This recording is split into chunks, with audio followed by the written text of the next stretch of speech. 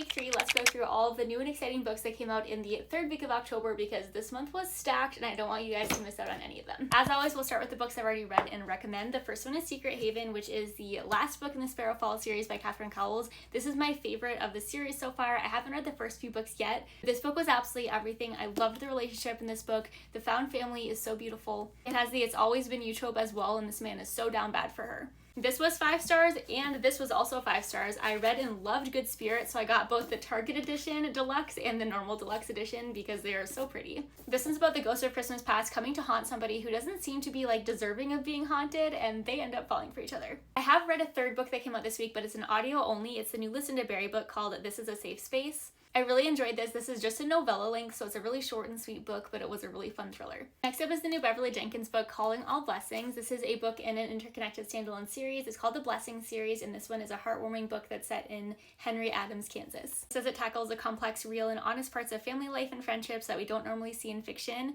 Think foster parents and children or broken and happy marriages. This I thought was so cool. It's called Doomed to Die, and it's an A to Z of death and Tolkien. So if you know a Tolkien lover, I think they'd really love this. It basically, for every letter of the alphabet, has a different character, death in it, and a scene drawing, which I think is so fun. I absolutely loved flipping through this and seeing all of the artwork.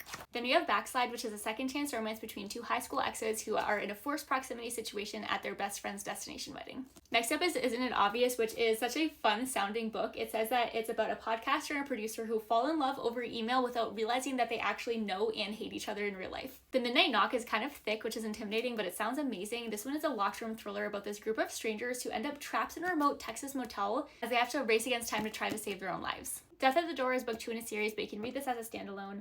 It follows a ghost and a living roommate who are like a crime-solving duo. Then we have Huntsman, which is a new mafia romance. This one follows a woman who 9 years ago, her aunt took her entire world from her. Her mother, her world, her throne, and she's been kind of biding her time ever since, but her aunt put a price on her head. She hired this huntsman, who's like a legendary assassin, to take her out. This huntsman has never failed a mission before, but I think the huntsman and her are gonna end up falling for each other. And last but not least, we have a book of poems called Same. This collection is a celebration of the one thing we all have in common, which is a desire to be seen and understood. We do also have the new Olivia Blake book that just came out called Girl Dinner. I am really excited to read this one. We also have this book called Wishlore, which I just got a copy of, but it's in another room and I am too lazy to get up, but this one is a young adult fantasy book. And there we have it. These are all the books that came out in that third week of October. Let me know which one you're most excited to read because there are some incredible books in this pile.